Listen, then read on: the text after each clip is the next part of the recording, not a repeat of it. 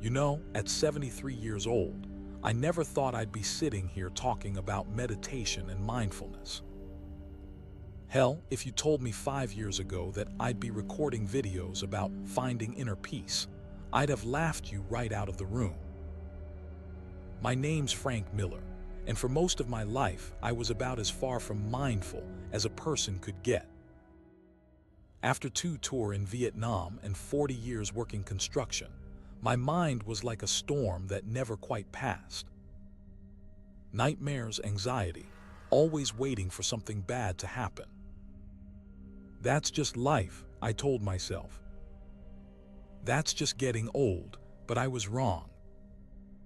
And that realization changed everything. I remember the exact moment I knew something had to change. It was my granddaughter's birthday party. She was turning 9. The house was full of screaming kids, balloons popping, doors slamming. Normal stuff, right? But for me, each loud noise was like being transported back to the jungle. My heart racing, palms sweating, that feeling of danger everywhere. I ended up hiding in my son's garage, trying to breathe, trying to convince myself I was safe. And that's when my son found me. The look on his face, part concern, part disappointment, hit me harder than any physical pain I'd ever felt. He said, "Dad, you're missing her whole childhood because you're stuck in the past." That night, I couldn't sleep. I kept thinking about all the moments I'd missed, all the times I'd pulled away from the people I loved because I couldn't handle being present. And for the first time, I admitted to myself that what I was experiencing wasn't just being a grumpy old man. It was unresolved trauma, anxiety that had followed me for decades. At my age, retirement should have been peaceful. Instead, without the distraction of work, my anxiety got worse. The quiet days just gave my mind more time to wander to dark places. I started avoiding social situations, making excuses not to see friends. Even a trip to the grocery store could trigger overwhelming feelings of dread. My daughter-in-law, bless her heart, had been suggesting meditation for years. I always brushed her off. That's for hippies and yoga moms, I'd say. Not for old vets like me. But after that birthday party incident, I was desperate enough to try anything. So I agreed to attend one session at the community center, a mindfulness for seniors class. Walking in that first day, I felt ridiculous. The room was full of other retirees sitting on cushions, and I remember thinking, what am I doing here? I'm too old to change. These people probably don't wake up screaming from war dreams. The instructor was this calm woman in her 60s. Susan was her name. Not what I expected. No crystals, no chanting, nothing weird. She just talked about how our minds work, how thoughts come and go like clouds, and how we can observe them without getting swept away in the storm. I sat through that first session feeling awkward and out of place. My back hurt from sitting on the floor. I couldn't quiet my mind for more than a few seconds.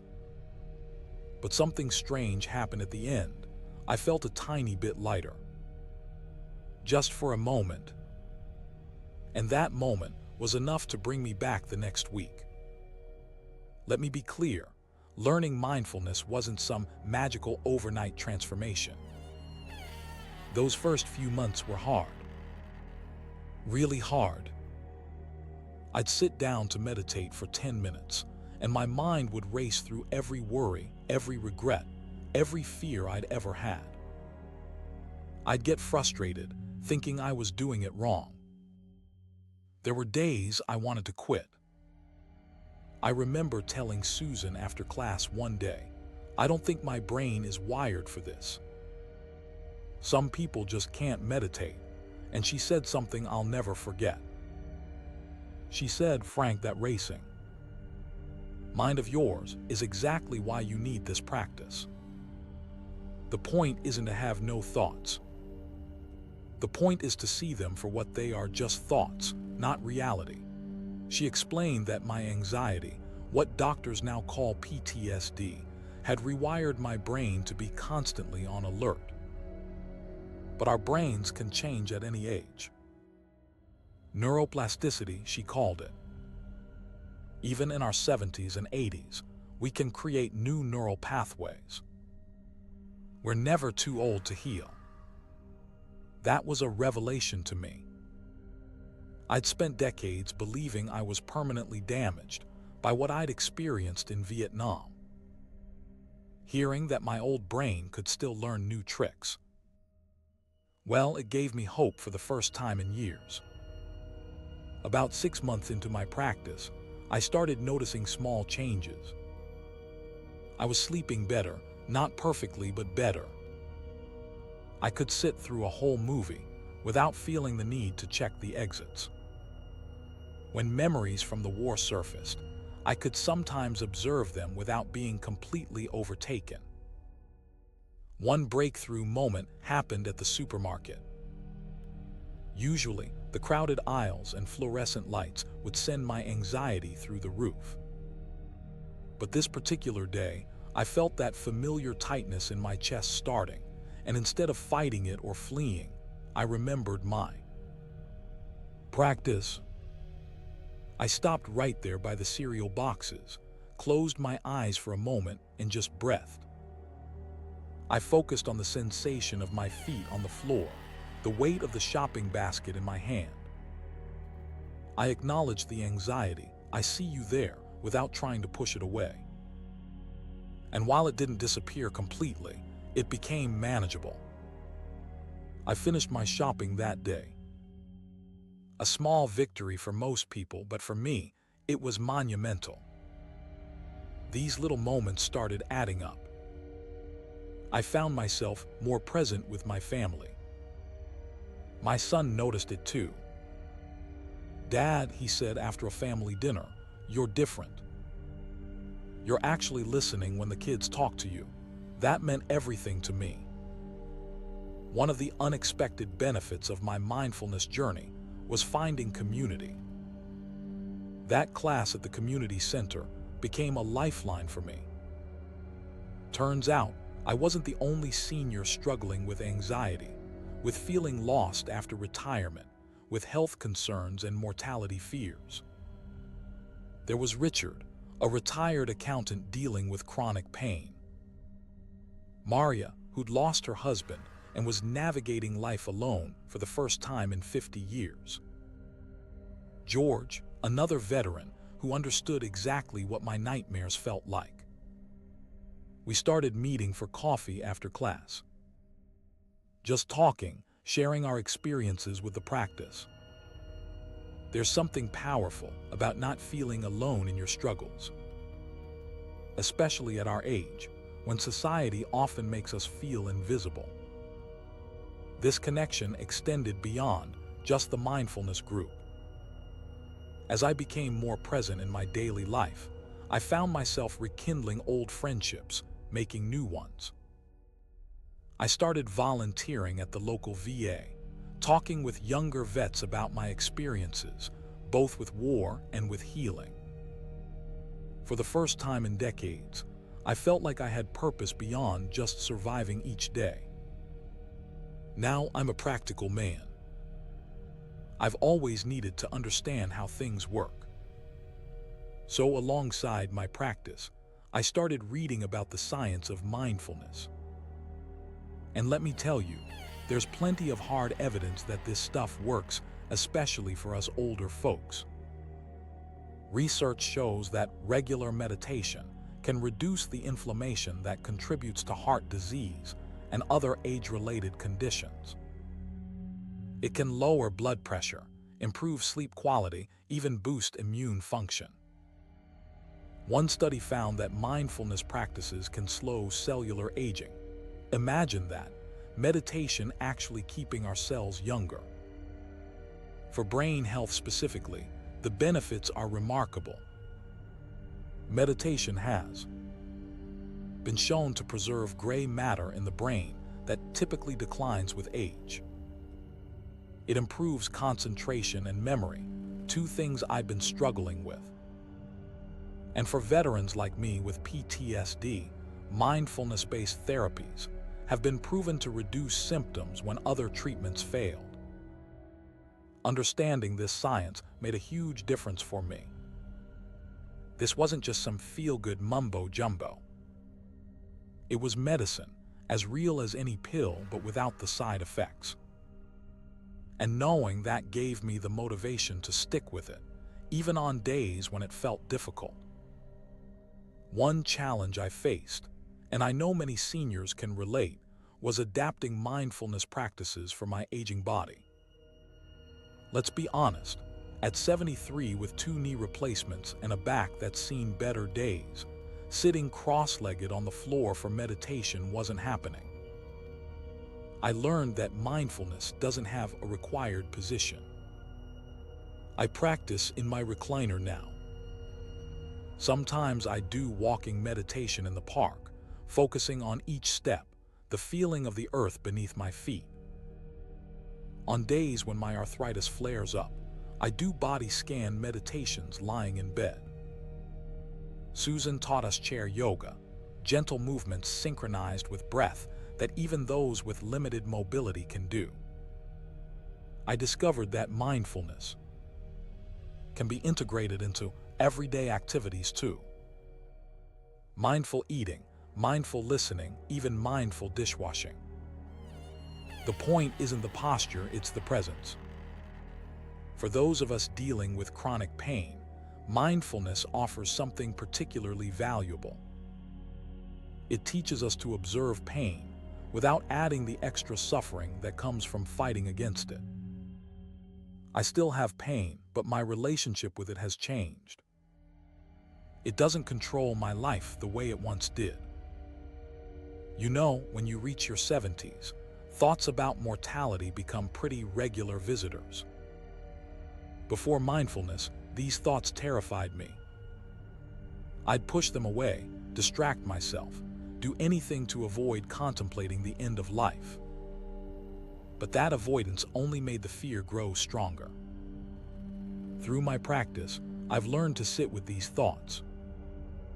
Not in a morbid way, but with curiosity and eventually, a kind of peace. Mindfulness teaches us to live fully in the present moment, and there's freedom in that. When I'm truly present, I'm not anxious about the future or stuck in the past. I'm just here now, experiencing whatever this moment holds. This shift has been profound. I find myself appreciating simple pleasures more deeply, the taste of my morning coffee, the sound of my granddaughter's laugh, the warmth of sunlight on my face. Knowing that life is finite makes it more precious, not less. I've even started having open conversations about end-of-life wishes with my family, discussions I would have avoided at all costs before. There's comfort in facing these realities together, in removing the taboo. That's something my mindfulness practice gave me the courage to do. Now, I don't want to paint some perfect picture here. This journey hasn't been a straight line of improvement. There have been setbacks, plenty of them. The anniversary of certain events from Vietnam still hits me hard. I still have days where anxiety gets the better of me. Holidays can be particularly challenging. Last 4th of July, the fireworks triggered a major panic attack, my first in months. I felt like I'd failed, like all my progress had been erased in an instant. I called Susan, discouraged and angry with myself. She reminded me that mindfulness isn't about eliminating difficult experiences. It's about changing our relationship to them. You had a panic attack, she said, but did you notice it starting? Were you able to use any of your tools, even a little bit? And how long did it take you to recover compared to? Before, when I thought about it, I realized I had been more aware during the episode. I had used some breathing techniques that helped it pass more quickly. And instead of the attack derailing me for days afterward, I was back to my routine the next morning. Progress isn't perfection. It's resilience. It's recovering more quickly. It's having tools where before you had none. Understanding this has helped me be more patient with myself, more committed to the practice even when results aren't immediately obvious. One of the most meaningful aspects of this journey has been sharing what I've learned with others, especially other veterans and seniors who feel like it's too late for them to find peace. I started a small group that meets in my local park. Nothing formal, just a few of us older folks practicing together, supporting each other. I'm no teacher, but I can share my experience. And there's something powerful about hearing this message from someone who looks like them, someone who's walked a similar path. I tell them what I wish someone had told me years ago: you're never too old to heal. Your mind can change at any age. The past doesn't have to determine your future. Sometimes I think about all the years I spent suffering unnecessarily, believing that anxiety and emotional pain were just the price of getting older, of having lived through difficult experiences. If I can help even one person find these tools earlier, save them some of that suffering, well, that gives all my struggles purpose. So here I am, 5 years into this journey, recording videos about mindfulness. If you're watching this and you're thinking, that can't work for me, or I'm too set in my ways, or my anxiety is different, I understand. I had all those thoughts too. But I'm asking you to consider the possibility that you're wrong. That no matter your age, your history, your struggles, your brain still has the capacity to change. That peace isn't something reserved for the young or the naturally calm. It's available to all of us if we're willing to practice. Start small. 5 minutes of focused breathing each morning. A mindful walk where you really notice your surroundings. There are great resources out there specifically designed for seniors dealing with anxiety, for retirees facing new challenges, for anyone who thinks they're too old to change. I thought I was too old too. I was wrong. And I've never been happier to be wrong about anything in my life. If you found this helpful, please subscribe to Mindful Moments. We've got more videos coming with practical tips for seniors beginning this journey. And leave a comment below. I read every one of them, and I'd love to hear your story. Remember, every moment is a chance to begin again. Even this one right now. Especially this one. Thank you for listening.